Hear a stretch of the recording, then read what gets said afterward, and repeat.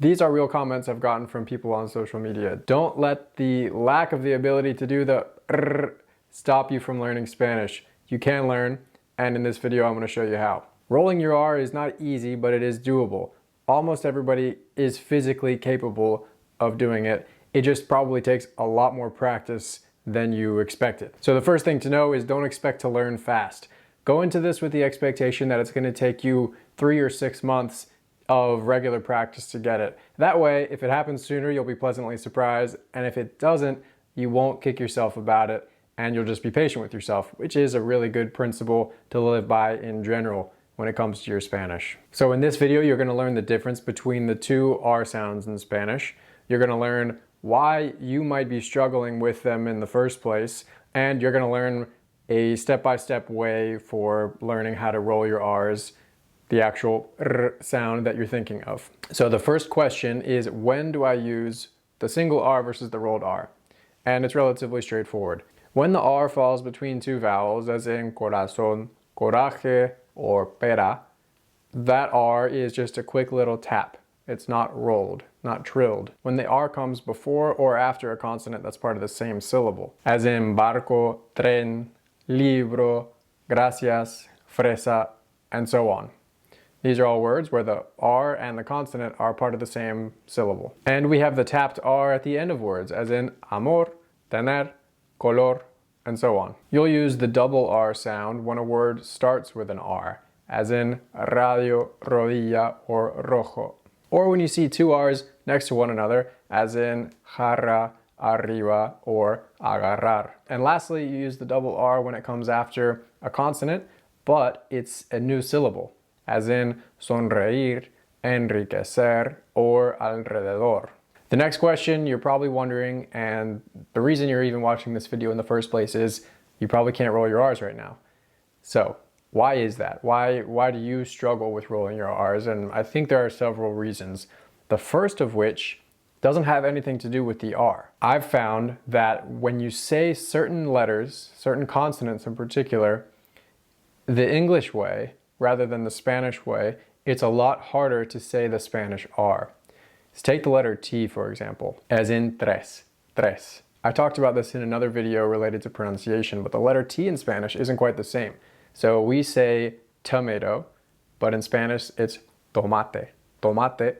In the Spanish version, you don't feel air coming out of your mouth when you say tomate, and that's because your tongue is against the back of the front of your teeth.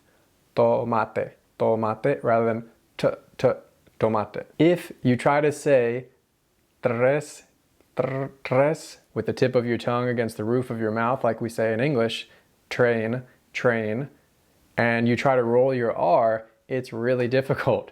I can't really do it. Tren, tren. But if you put your tongue in the Spanish T position against your back of your teeth, tren, it's a lot easier to then roll your R.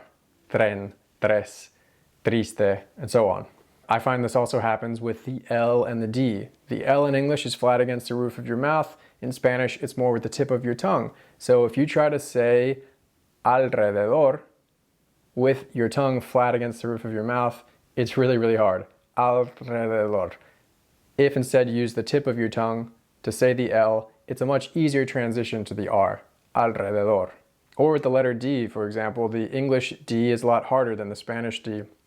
So if you take a name like Pedro, Pedro, and try and pronounce it with the English D, Pedro, Pedro, and then roll your R, Pedro, Pedro, it's really, really hard. If instead you use the Spanish D, Pedro, Pedro, Pedro, that's very soft. Rolling your R, again, it's a lot easier of a transition to the R sound with your tongue. A lot of this comes down to building a little bit of an awareness of what your tongue does in your mouth in order to produce certain sounds. By the way, if you're finding this helpful and you want more tips to improve your pronunciation in Spanish, you might like the pronunciation guide that I put together. It's free. It's called 8 Keys to Natural Spanish Pronunciation, and it even includes a little audio walkthrough. You can grab it for free at the link in the description below. The next reason why you might be struggling to roll your R's is that you're trying too hard. You can't force your tongue to actually make the sound itself. It happens when air passes over your tongue in a very specific way. So if you try and actually force your tongue to tap over and over, it's not going to happen. It's kind of like trying to sleep, in that the more that you try to do it, the farther away it seems. The first thing you need to do then is sort of relax your tongue a bit. If you've watched any other videos on rolling your R, you've probably heard this advice before, and it's because it's important. But it's not the whole story. In a minute, I'll show you exactly what to do. The next reason why you might be struggling to roll your R's is because you're trying to say actual words. Instead of saying guitarra or carro, we need to isolate the sound itself, because there's just too much going on when we're trying to say a word or even a whole phrase with R's in it. What we want to do is eliminate all the other variables and just take the R part, and then even remove the R part and just use air, not our vocal cords at all. And that brings me to this 7-step process that'll help you start rolling your R's. The first step is to make the tap sound, the sound that's in pero, pera, caro, cara, and so on. That is a sound that you're familiar with. It's the same sound that exists in words like butter, better, letter, ladder. Our tongue flaps against the roof of our mouth just once. Butter, better. You want to take that sound from better, ladder, letter, and isolate it, etter, adder, and stick it into a Spanish word, like cara, cara. If it helps, you can picture a T or 2 T's there, or even a D instead of an R, as in catalog or madam. That ada sound is what we want for cara, cara. Next, we want to try to remove our vocal cords from the equation and just say ara without letting noise come out, but instead just breathing out from our lungs, as in hara, hara, hara. The next step is really just to repeat. You want to be able to make this sound hara, over and over and over again every day. You go into it with that mindset of like, all right, every day when I'm in the shower or cooking dinner, I'm gonna just kind of like, while I'm chopping onions, go hara, hara, hara. And while you're doing this, eventually your tongue is gonna do a little bit of a double tap, a little bit of a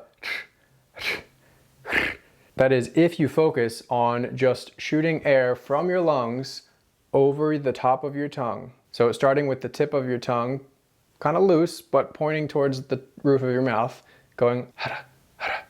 And then, again, slowly over time, it'll start to vibrate a little bit more. And eventually, it'll kind of click. If it doesn't, you need to, 1, keep practicing, 2, change positions. Do it laying on your back, do it while you're driving, do it while you're jogging. Anything to change up the position of your body, the things that are going on with your vocal cords and your lungs, anything to kind of shake you into a new way of producing this sound. It'll kind of start with a before it goes into the roll. But once you can reliably go,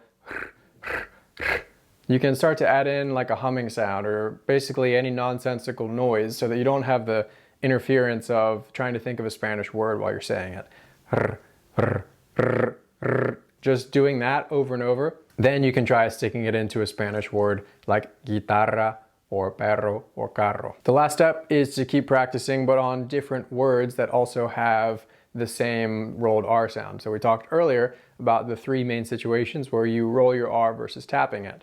When the word starts with an R, when there's 2 R's in between 2 vowels, or when the R is after a consonant, part of a new syllable. So these are all kind of new movements for your tongue, and it pays to practice them all. So if you can say a word like guitarra, then try to move on to words that start with the rolled R sound, like rojo, rojo. If you're struggling with it, push air out from your lungs to produce that sound initially.